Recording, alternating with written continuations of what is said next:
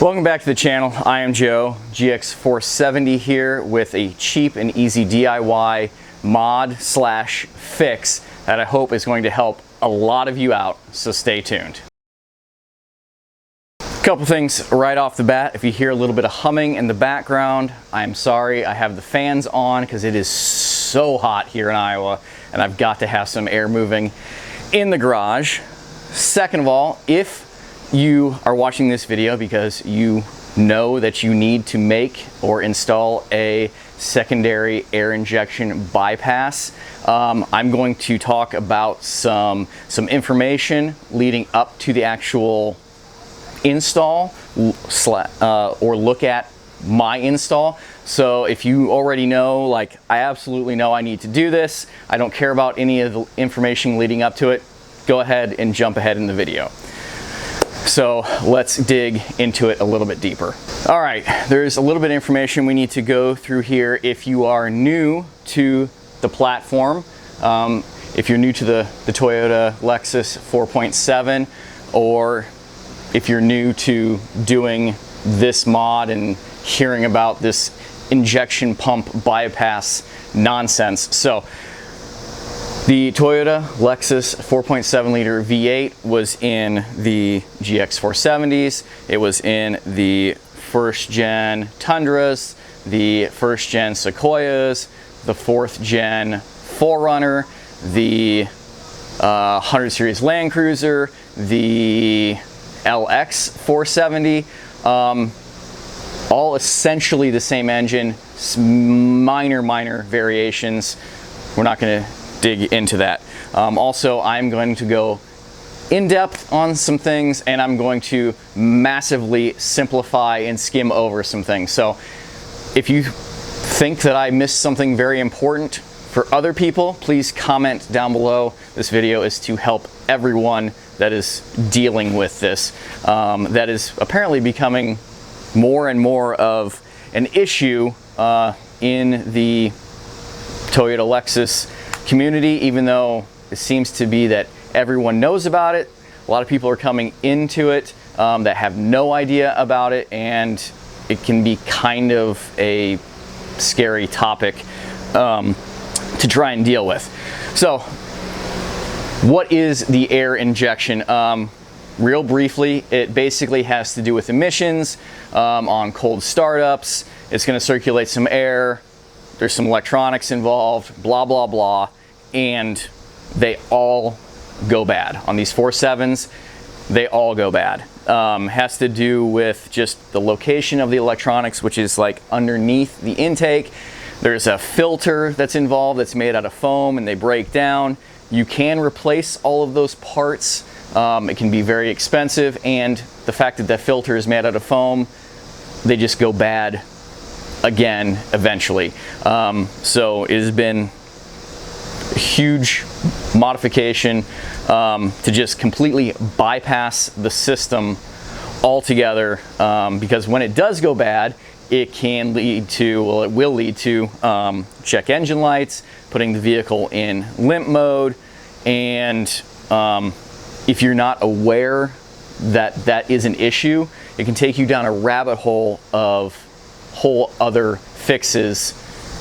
Ask me how I know. Now, how I know is because within the first year of me owning this GX, I had some massive problems with check engine lights, limp mode, stalling, and I went down a rabbit hole. And if you check out my back catalog of videos, you can see me dealing with those issues, dropping the fuel tank, putting a new fuel pump in it, replacing airlines and hose clamps and spark plugs and fuel pressure regulator, all eventually leading me to the air injection system. Now, this already had an aftermarket bypass installed, one of these little plug and play guys here, and after, like I said, this is such a popular issue and fix, yet there doesn't seem to be a lot of if then why stuff out there about it. I still get comments and emails about, did I fix the GX? What was wrong with it? Hey, my GX is having a similar problem. What do you think the issue is? So you may get some codes. I've got a list here. Most of them are going to be about valves being stuck open or closed. P141 or 1441, 1442, etc., etc. Valve number 1, open, close, valve bank 2. It's all going to be that type of stuff. Now, if you don't have a bypass already installed, it's probably just going to throw up check engine lights and put you into limp mode. If you're a DIYer at all, or even just owning a 15, 20-year-old vehicle, you should have an OBD2 scanner that you can plug in on your phone, whatever. I have videos on that as well. Basically, that allows you to do your check engine lights, see what the problems are, read these codes, and if you don't have a bypass installed and that air injection system is failing, your check engine light comes on, puts you into limp mode, which makes your acceleration really limited and your speed limited and stuff. You can just go in there, clear that code, and you'll be fine, because it only affects the engine at startup. Again, I'm skimming, I'm oversimplifying, but essentially that will be the issue. And long term, it does need, or even short term, it needs to be dealt with, because it can affect some stuff. So you install a bypass. There are several aftermarket companies that sell these bypasses. The company that I've gotten mine from, like I said, this already had one installed, and it took me forever, after all of those other fixes, to lead me to eventually calling the company that made that, and a bunch of back and forth, essentially figuring out that that bypass was bad. And them telling me, yes, we have problems with those. They do go bad. We'll send you out another one. I've had 3 of them go bad. And I'm not giving them any more time of phone calls trying to diagnose that it is bad, having them send out another one and just waiting as a ticking time bomb for it to go bad. And if you all have some basic skills, or have a friend with some basic skills, some basic wiring hand tools for $15, $20, you can install one of these and keep extra parts with you in case one of the parts that's involved goes bad, which is relatively unlikely, because they're extremely simple parts compared to the whatever module comes with the aftermarket ones, and you can fix it on the go.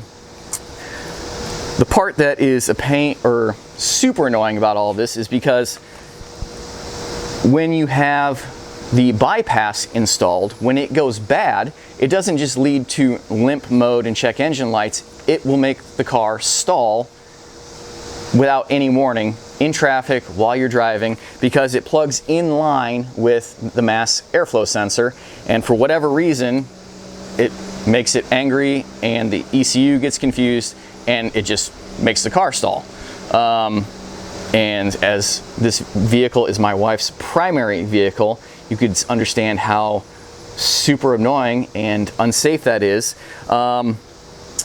Having a bypass like that is bad. So after I established that the bypass was bad, fuel trims and all kinds of stuff, again, check out my back catalog of videos and me trying to diagnose all of this. I decided that the bypass was probably bad, unplugged it from the vehicle, ran it with the faulty air injection system for a month or so, cleared the check engine light when it came on every few days, if it did come on, showed her how to do it, because I have a wireless OBD2 scanner that is just in there all the time, because I use it for checking the fuel trims, but trans temps and other things while I'm towing or whatever, so it's just always in there. Super easy to clear the check engine light on the go, and my fuel trims went back to normal, my fuel economy went back up, no stalling, which led me to believe again that the bypass was bad. I was not going to call the company that made it to try and get a replacement. I was going to build my own, and it has been flawless ever since. So there is instructions and videos out there on how to build these DIY bypasses. For whatever reason, they seem to be hard to find, and relatively confusing on the install process. Now I know I've talked about a lot of information that can be confusing, but I'm going to try to make the actual install process and explanation of the parts as simple as I can. I've got some links down below to take you to install write-ups and instructions. I would like to give a shout out to one of my internet buddies, Phil, who is actually the reason I own a GX, because after our accident with the first gen, I had talked about what vehicle I was going to get next and had a lot of input from you guys, especially from Phil, who kind of gave me the rundown on the GX platform, and so I own one basically because of him. And he has done this mod, and I have talked to him about how he did it, what he did, and he simplified the install for me, and I'm going to simplify it for you. He does have a YouTube channel. I'm going to link that down below. Did some really awesome stuff with the rear airbag delete and adding helper airbags recently. Definitely go check those videos out. That's definitely what I'm going to be doing when I delete the air suspension on the back of this. So go check those videos out. Give him a follow. So I guess, assuming you have looked at some of the instructions and have kind of an idea, which I would pause the video, go bring that up in another browser, look at the instructions for that, so that you kind of have an idea what we're going to talk about next. Like I said, I've already installed this on mine. It's not pretty because I installed it. I wanted to make sure it worked, and then I wanted to make a video showing you guys all of the parts, and then I'm going to go back after I've made this video and do more taping and zip tying and relocating and just make it a little bit prettier. So let's dig into the actual install and the parts of this bypass. Real quick, let's just talk about some of the parts.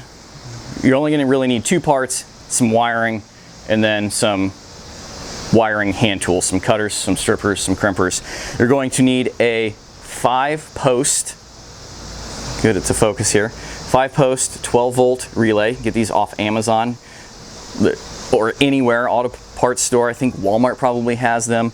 And you're going to need a teeny tiny resistor, again, and wiring and connectors and stuff. Depending on which instructions you're reading, there's going to be a whole big thing about what type of relay to get, and you might have to open it up to check and stuff. I was confused by that as well, and I'm not confused by 12-volt relays. I understand them. Did some looking into it, talked to my buddy Phil again, who, Phil, you might have to correct me, but I believe you have some electronics experience, more than just working on vehicles. It has to do with, like, there's another resistor or a switch, something inside these relays. You have to make sure you get the right one. From what I understand, just buy one off of Amazon or wherever. That's not really a thing that you need to worry about. As long as it's a 5-post, just get one, you should be fine. You're going to need one of these teeny tiny little resistors. Now, if you were an elder millennial like me, you probably would have bought something like this from Radio Shack back in the day when you bought all your post and connectors for your subwoofer boxes you were building for your cars in the late 90s, early 2000s. But you can get them off Amazon or anywhere else. The annoying part is you only need one of these, but you're probably gonna have to buy 1,000 of them. But thankfully they are cheap. I got a big, huge multi-pack for like $5.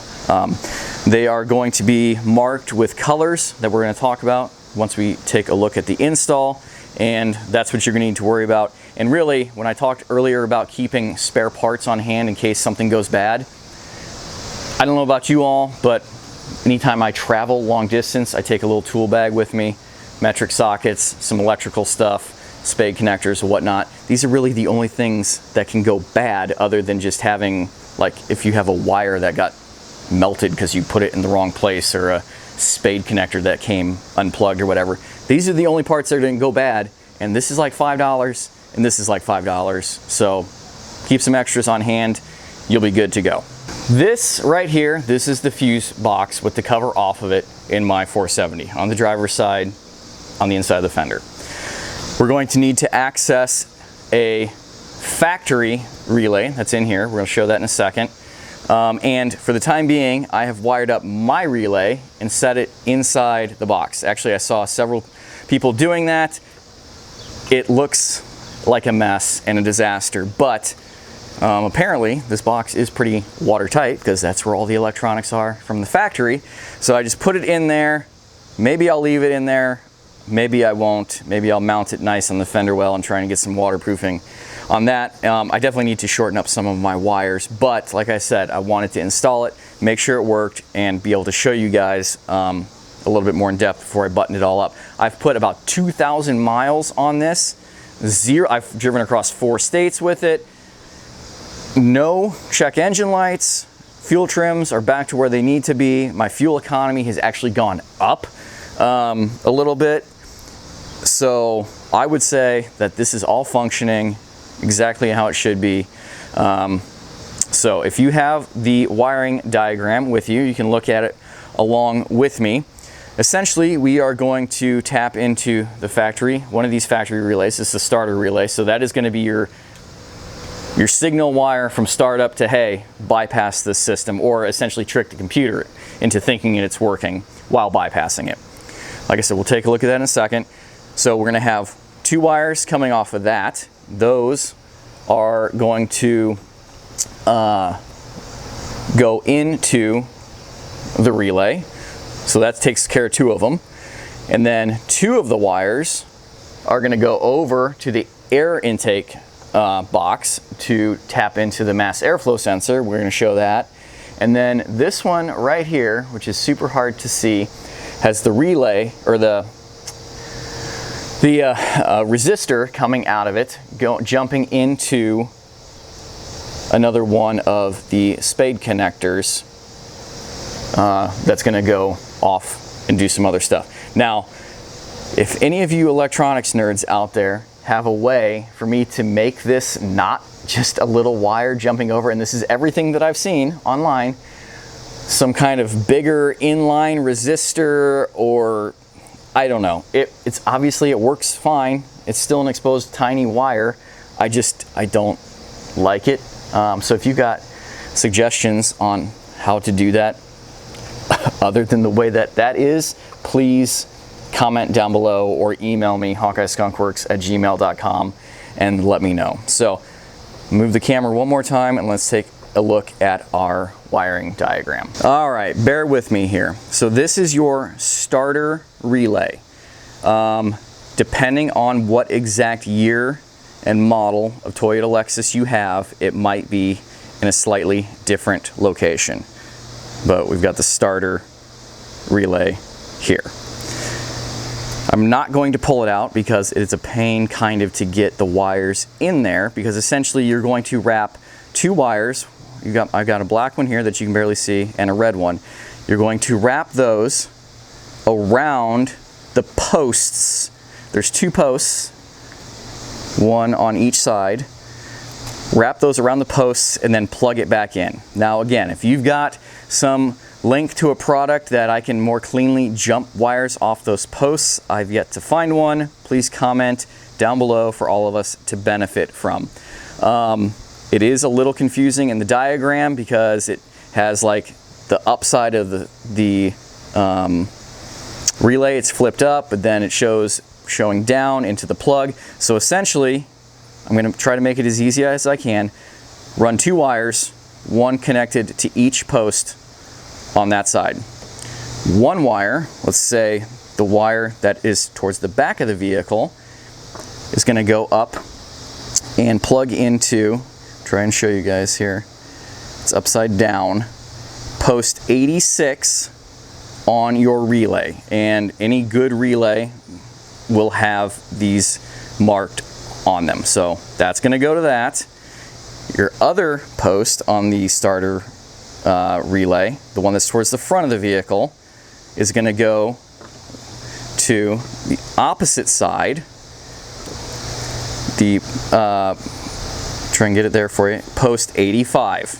Okay, so make some notes or follow along on your wiring diagram. So all we've done is run 2 wires from 2 posts to 2 posts. That is easy peasy. So let's go over to the air box, the mass airflow sensor, because we need to run 2 wires from there back over to this relay. Here is our mass airflow sensor. It's a sensor in the top of the air box. There may be some confusion here as well, depending on, again, which year and model you have, because come to find out, the wires on these, depending, can be different colors. There is 5 wires here. The wire that we are concerned with, at least on my 07 470, is a black with either a brown or red stripe. But I confirmed with basically the pictures that I had from an install write-up that was on a Tundra. If you look at the plug with the clip, the retention clip is on the top or facing you, you're going to go in 1 wire from the right. If you're looking down at it, let's just pop this off. So, and I just broke the clip off of there. Fantastic. Things I do for you guys. I'll have to zip tie that on there or get another pigtail. So if you're looking at it from the front, from the clip, you're concerned with the second wire in from the right. We are going to cut that wire and splice in 2 wires. Both are going to go over to the relay that is in my fuse box. So first one, I have another black wire here. This is the wire coming out of the pigtail to the plug. So wire from the plug is going to go over. I just run mine across the top here. There's already a loom there. I just zip tie stuff and then run it into here. And it is going to go to, let me see if I can focus here for you guys. Follow along on your cheat sheets, post 80. So it's this top one in the frame right here, post 80. That wire is going to go all the way back over and tie into the wire coming out of the plug on your mass airflow sensor. Now the other wire, the wire that goes back into the body harness loom, is a green wire here that I've got coming over, is going to go into the 87A. I can't get it so you guys can see it because there's too many wires and stuff. 87A is where that's going to go. But we need to crimp that resistor in with it as well. Now, it does matter which direction you put the resistor in. I'm going to try and show you guys. There is an explanation on the write-ups. Essentially, I'm trying to simplify it the best I can. The colored stripes on a resistor is a code that if you know the code, you can do the math to figure out how many ohms, which is what a resistor is measured in, you just add and subtract the values of the colors. So, but essentially, you're going to have one yellow line on these resistors, and some of them are slightly different because they'll have like maker's marks lines on the ends. You want the yellow, you guys can't see it because it's so far in there. You want the yellow stripe coming out on the outer furthest away from the 87 post on the relay. I hope that makes sense. So it goes into this spade connector. I have the yellow stripe is the last one up, and then it jumps over into this 87A and gets crimped together with that green wire. So we've got, what have we got going on here? 2 wires coming out of the starter relay. 2 wires go to 2 separate posts here. 2 wires on our mass airflow sensor. 1 from the plug, 1 from the rest of the harness coming over here, plugging into the relay, and then 1 resistor from a relay post on the relay jumping into one of the wires from over there. So we've run 4 wires plus the resistor and done 5 plugs here and a couple splices over there And that is it. That is all you have to do. All right, I realize I've droned on and it's kind of been a longer video, but like I keep saying, as common and as a well-known issue as this is for these engines and all these vehicles, it still seems to be extremely unknown and undiagnosed for so many people. Stop spending $150, $200, $300 on bypasses from companies when you can wire up your own and keep spare parts on hand to just keep it going. Get yourself an OBD2 reader, scanner, a check engine light, code reader, deleter. Again, check out, I have a couple videos on that. It's not hard, they're readily available, and they're inexpensive. So get yourself one of those for sure. One thing I didn't talk about is the EGR block-off plates. So where the emissions part of the air injection system melds with the rest of the exhaust system. If you buy one of those kits, you can, it comes with block-off plates. They're little plates that go in the pipes that block the exhaust. I don't know if those are 100% necessary when doing this bypass. Somebody please comment down below and I'll try to pin it to the top, so people know they are or are not required. They are kind of finicky to install. Thankfully mine already had them installed, but you can buy them lots and lots of places. They're not expensive, they're like 10 bucks. It's 2 bolts for each one. They're in the back of the engine. Like I said, they're kind of finicky. You probably get a shop to install them. But again, somebody please comment down below whether or not those are absolutely necessary or not. What else is there? Again, if anybody has info on how to better connect those wires to that starter relay, please let me know. And if you have a better option for doing that resistor wiring, please let me know. I will get parts, I'll redo it, I'll make another video. I'm trying to just make this as easy as possible. I know there's a lot of words and it's a long video.